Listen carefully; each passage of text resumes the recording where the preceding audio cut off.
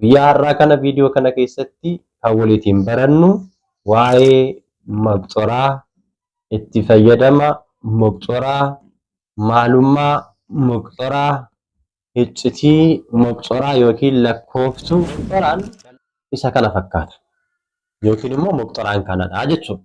Humna keetiin diinota keenya ni waraannaa. Maqaa keetiin warra nurratti ka'an ni dhidhiinnaa jedhee faarfataan Daawit faaruu isaa 43 coftuu keessatti 44 lakkoofsa 3 irratti akkuma keenya lamaan gidduu jechuun kana jechuudha. Akkanatti akkasuma itikashaa keenya lamaan bitaa fi mirgaa kana akkasumallee dugda keenya jechuudha. Dugda gaafa moqxoraa fayyadamne itikashaa keenya yookiin gateettii keenya lamaan bitaa fi mirgaa dugda keenya gidduu garaa keenya adda keenya mataa keenya luka keenya harka keenya qaama keenya bakka nu dhukkubu hunda gaafa nuti maqaawwan waaqayyoo waamnee moqxoraadhaan rukunnu mallattooleen nutti dhaga'aman inni jalqabaa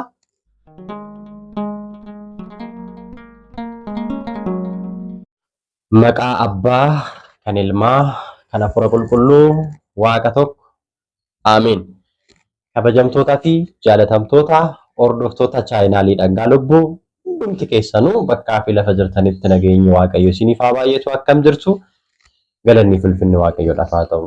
Ani nagaa kooti.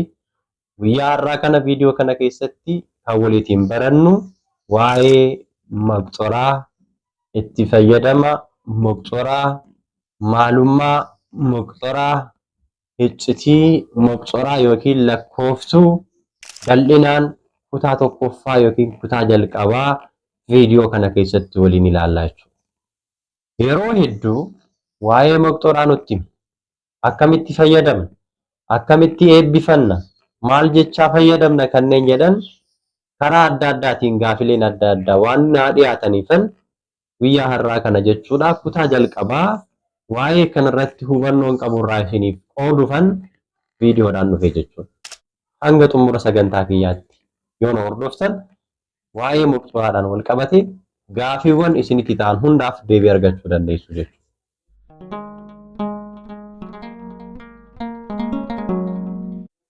Jalqaba irratti moqxoraan maalinni akkamitti itti fayyadamna, iccitiin moqxoraa maalidha kanneen jedhan beekuu dursa moqxoraan maal fakkaata kanneen jedhan namoonni kanaan dura waa'ee moqxoraa hin beekne akka hubataniif jalqaba moqxoraa isinitti agarsiisu. Moqxoraan isa kana fakkaata yookiin immoo moqxoraan kanadha jechuudha. Dur irraa jalqabee abbootiin keenya mana kiristaanaa keenya keessatti seexana yookiin immoo daabiloosiin kan isaan ittiin waraanan, kan isaan ittiin hidhan, kan isaan ittiin ofirraa ittiin hittisan meeshaan waraanaa hafuurawaa manni kiristaanaa keenya itti fayyadamtu keessaa tokko moqxoraadha jechuudha. Macaafa qulqulluu irratti humna keetiin diinota keenya ni waraannaa. Maqaa keetiin warra nurratti ka'an ni dhidhiinnaa jedhee faarfataan Daawit faaruu isaa 43 coftuu keessatti 44 lakkoofsa 3 irratti akkuma dubbate manni kiristaanaa keenyas kana ka'umsa yookiin bu'uura godhachuudhaan diina keenya daabiloosiin seexana jawwicha boficha bara durii isa jedhame akka ittiin waraannu, akka ittiin dhidhiinnu, akka ittiin ofirraa hittiifnuuf meeshaa waraanaa taasistee kan nuuf kennitee fi abbootiin keenya durirraa jalqabanii itti fayyadamaa kan turan meeshaa hafuurawaadha jechuudha. Mana kiristaanaa keenya keessatti luboota yookiin immoo abbootii gaabbii keenyaatiin moqxoraa eebbifame. Maqaa waaqayyootiin, maqaa giiftii keenya qulqulleettii durboo maaramiitiin, maqaa gooftaa keenya Iyyasuus Kiristoositiin, maqaa ergamoota qulqullootiin maqaa qulqullootatiin, maqaa wareegamtootatiin, maqaawwan waaqayyoo kanneen jedhaman waamuudhaan moqoraa gateettii keenya lamaan gidduu jechuun kana jechuudha. Akkanatti akkasuma itti kashaa keenya lamaan bitaa fi mirgaa kana akkasumallee dugda keenya jechuudha. Dugda keenya, adda keenya, mataa keenya, garaa keenya, qaama keenya, luka keenya, harka keenya bakka nu dhukkubu hunda yookiin immoo bakka dhukkubbiin nutti dhaga'amu hunda maqaa waaqayyootiin waamaa muqxoraadhaan kan rukunnu yoo ta'e mallattoolee kanatti aanantu nutti dhaga'ama jechuudha. Mallattoowwan amma isinii kaasu kun muqxoraa fayyadamtanii yoo kan isinirratti mul'atan ta'e guutumaa guututti seexanni yookiin daabiloos qaama keessan keessa jiraachuu isaa kan ittiin mirkaneessitan yookiin immoo kan ittiin cheeggootan kutaasa jalqabaati jechuudha.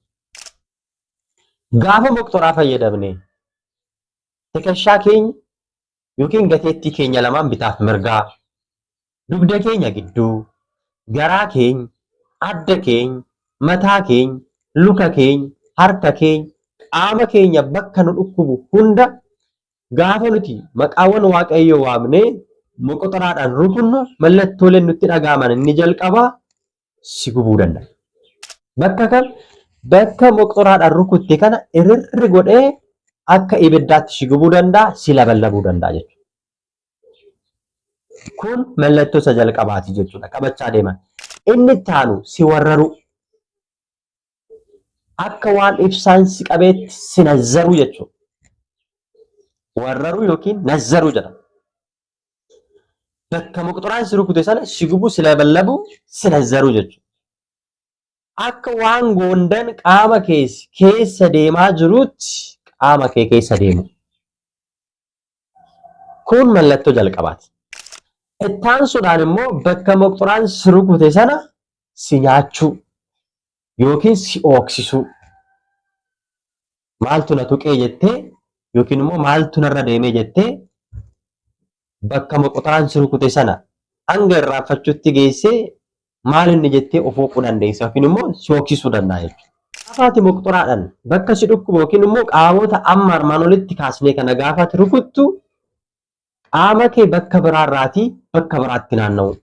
Fakkeenyaaf dugda kee si dhukkuba yoo ta'e dugda kee karaa bitaarraa gara mirgaatti yookiin immoo gara mirgaarraa gara bitaatti. Garaa kee si dhukkuba yoo ta'e garaa kee gaafaati muqxoraadhaan rukuttu garaa kee dhiisee gara dugdaa yookiin mataa yookiin luka bakka jijjiiruu jechuudha. Bakka si rukutte sana yookiin immoo bakka si dhukkubu sana gallakkisee waan ati muqxoraadhaan rukutteef bakkaatii bakka itti naanna'u jechuudha. Qaamni kee yeroo tokko tokko immoo jechuudha gaafa ati muqxoraadhaan rukuttu akka dhagaatti reeffa ta'u jechuudha. Bakka qaamni kee kun sa'aatii wayiidhaaf of si wallaala jechuudha. Si adoona jechuudha. Si adooduu danda'a jechuudha. Sammuun kee bakka lamatti akka nama billaadhaan addaan baasee boboo mataa guddaan sitti dhagahamuudhaan hanga of wallaaluutti hanga sammuun kee kun addi kee kun si keessaa bu'ee lafa waan ga'e sitti fakkaatutti sitti fakkaachuu danda'a jechuudha. Mallattoowwan amma kaasnu gaafa ati muqxoraa fayyadamtee maqaa waaqayyootiin hafuuronni hamoonni qaama kiyya keessa jirtan hidhamaa jettee maqaa waaqayyootiin hiituu sitti dhagahama taanan guutumaa guututti hafuuronni hamoonni seexanoonni qaama kee keessa dhokatanii jiraachaa kan jiranii fi kan jiran ta'uusaa kan ittiin mirkaneeffattudha jechuudha. Kanaafuu cimsinee muqxoraa fayyadamuun keenya faayidaan isaa inni guddaan hafuuronni hamoonni qaama keenya keessa jiraachuu fi jiraachuu dhiisuu isaanii kan ittiin cheek goonu laaboraatoorii hafuuraatii jechuudha gabaabaa. Hafuurri hamaan narra jira moo narra hin jiru? Yeroo tokko tokko immoo lakkii ani hafuura hamaa hin qabu jennee mormuu keenyan dursa hafuuronni hamoonni qaama keenya keessa jiraachuu fi jiraachuu dhiisuu isaanii kan ittiin cheek goonu muqxoraadhaa jechuudha.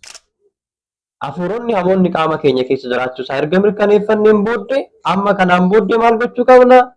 Jabaannee soomuu qabna. Jabaannee kadhachuu qabna. Jabaannee waaqaaf jilbeeffachuu yookiin immoo waaqayyoodhaaf sagaduu qabna. Fooniif dhiiga waaqayyoo gaabbii galuudhaan fudhachuudhaan humnoota hafuurota hamootaa kana muquxuraa fayyadamuudhaan ofirraa ittisnee ijoollee waaqayyoo ta'uu dandeenya.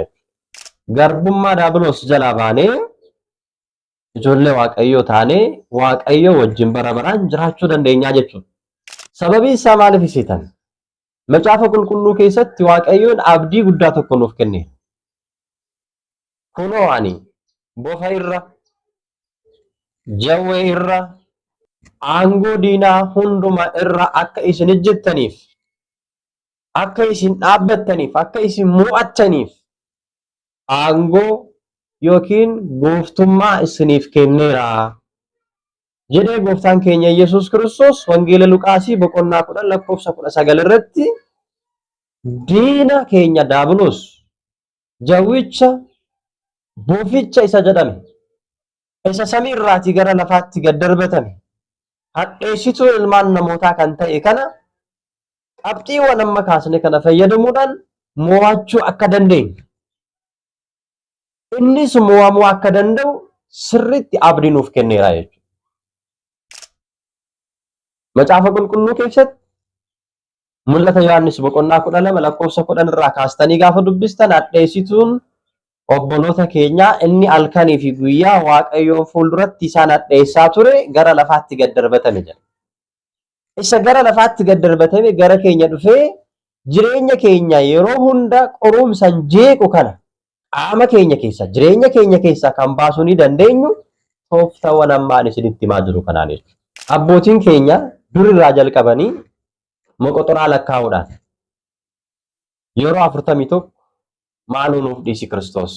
Yeroo 41 Maariyaamiidhaaf jedhiitii nuuf dhiisi Kiristoos. Karaa laayisoon yeroo 41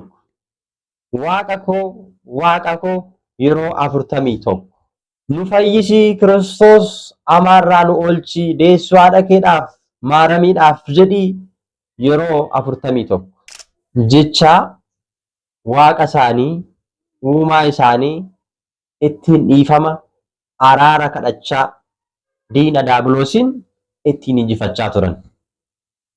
Jalqaba irratti kaayyoon moqoxoraa lakkaa'uu maal yoo jennee yaada foonummaa isaaniitiin abbootiin akka hin fudhatamnee fi lakkoofsa akka hin daganneef moqoxoraa lakkaa'uu jechuudha. Hin lakkaa'u. Sababii isaa kana fakkeenyaa fi asii kaatanii gaafa lakkooftan maaloo naadhiisi Kiristoos, maaloo naadhiisi Kiristoos, maaloo naadhiisi Kiristoos jettanii gaafa lakkooftan jechuudha. Lakkoofsi isaa hin dagattan sin harkaa hin badu jechuudha. Gabaabatti kana fayyadamuudhaaf jecha abbootiin moqoxoraa lakkaa'u jechuudha. Lammaffaa ittiin waaqayyoon dhiifama kadhatu jechuudha. Sadaffaa irratti diina isaanii daabiloosiin ittiin mo'atu jechuudha.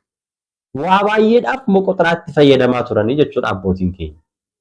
Egaa gabaabatti moqoxoraan yeroo kadhannaatti dhala namaadhaaf barbaachisaa kan ta'ee fi meeshaa hafuuraa diina keenya daabiloosiin ittiin injifannudha jechuudha. Sababni isaa abbootiin keenya waggoota 120 har'aa dura jechuudha.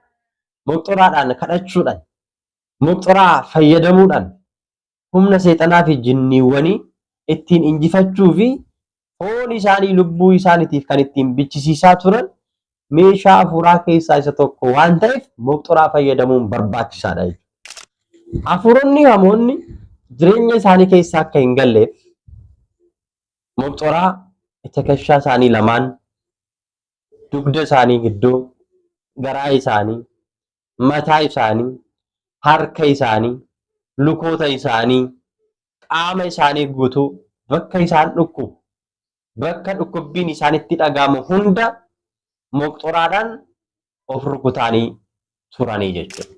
Sababiin isaan yeroo kadhannaa isaaniitti moqoxoraa fayyadamuudhaan ittiin of rukutaniif maaliif jennee yoo ilaalle inni jalqabaa yeroo kadhannaa isaaniitti hafuuronni hamoonni kadhannaa isaanii akka addaan isaaniin kochisiisneefidha. Maaliif yoo jenne hafuuronni hamoonni yeroo kadhannaa keenyatti kadhannaa keenya akka addaan kunnu yaadni keenya akka nu jalaa bittinnaa'u kadhannaan keenya fuula Waaqayyoo sirnaan akka nuuf hin qaqqabnee fi gaafii keenyaaf Waaqayyoo biraatii deebii akka nuti hin arganne waan barbaadaniif yeroo kadhannaa keenyatti karaa adda addaatiin nu qoru jechuudha.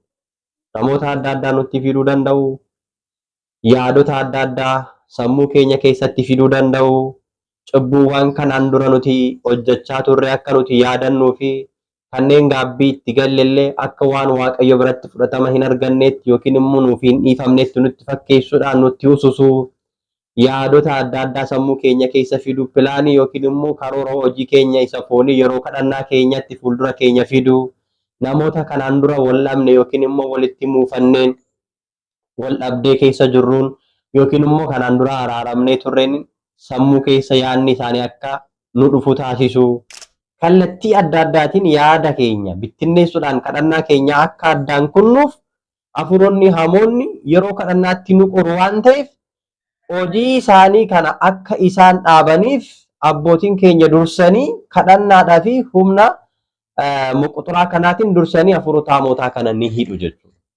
Hafuuronni hamoonni yeroo kadhannaa keenyatti dadhabbiin akka nurratti dhufu taasisu waan ta'eef dadhabbii akka isaan irratti hin finneef muquxuraa fayyadamanii ni hidhuun jechuudha.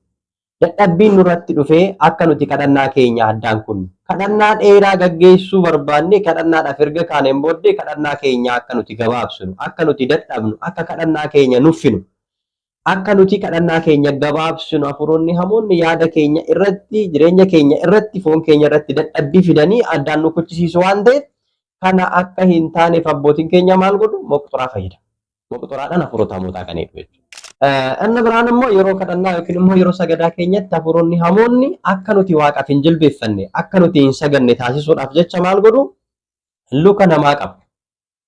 Yeroo kadhannaatti jechuudha akka namni hin saganne gochuudhaaf luka namaa qabanii luka namaa hidhanii sagada nama dhooru. Kanaaf jecha abbootiin dursanii maal godhu akka kadhannaa keenya addaan sagada keenya addaan nun kochisiisneef jedhanii muquxuraadhaan hidhu jechuudha hafuurota hamoota. Dhaabii hojii kee jedhuuni jechuudha.